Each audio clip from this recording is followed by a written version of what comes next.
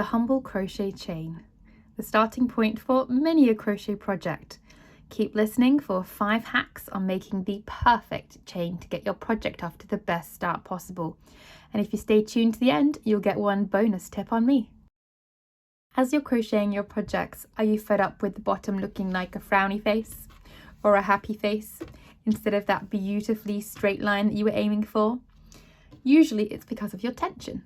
So if you swap to a slightly bigger or a slightly smaller hook, depending on whether your tension is too tight or too loose, you can make this chain absolutely perfect and then go back to the regular size hook for the subsequent rows in order to keep everything nice and straight.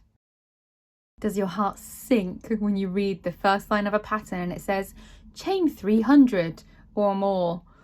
Why not make this way easier for yourself, especially when you're in a busy, noisy, distracting environment, by placing regular stitch markers at intervals to help you count if you lose your place.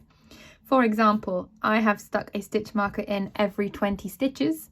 If for any reason, for example a small child, interrupts me and I forget what number I'm on, I need only count back to the last stitch marker and carry on, saving me much time and stress.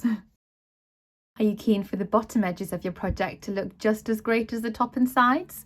When you turn and start working in your chain, instead of working into that top loop up there or the bottom loop down here, give your chain a twist and notice these bumps at the back going in a straight line. If you work into those instead, not only will you not be left with a big gap between the chain and the first row of stitches, but if you turn it back up the other way, you'll find that you have those lovely V-stitches along the bottom. These look much prettier, match the top of your work, and are far easier and nicer to work into if you're adding a border to your project. Have you been merrily adding stitches into your chain stitches for the first row, only to discover you don't have enough stitches? You didn't chain the right amount. Oh, I have a solution for you.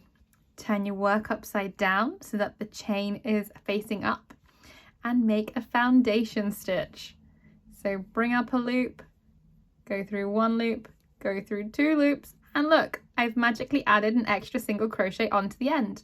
And the best part is I can keep going through the V at the bottom, go through 1 loop, go through 2 loops, and that's another foundation single crochet. This works for half double crochets and double crochets too, just slightly different how many loops you bring up at a time.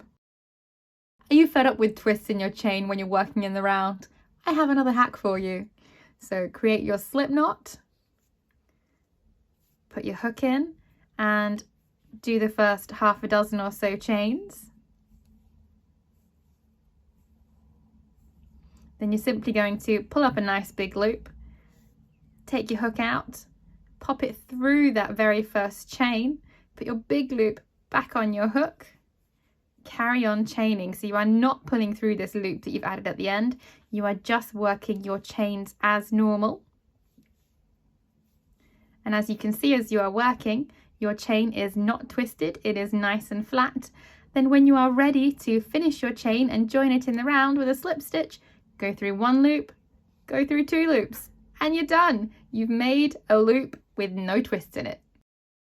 Are you ready for my final hack on creating the perfect start to your projects? I'm not gonna lie, ditch the chain. Yes, there are a few occasions where it is necessary, where you don't have a whole lot of choice, but whenever I can help it, I will switch to a foundation stitch. Check out the tutorials linked below on how to create a foundation single crochet, half double crochet or double crochet so that your project starts beautifully and you don't have to worry about the fact that you did the wrong number of chains and have to come back and start all over again.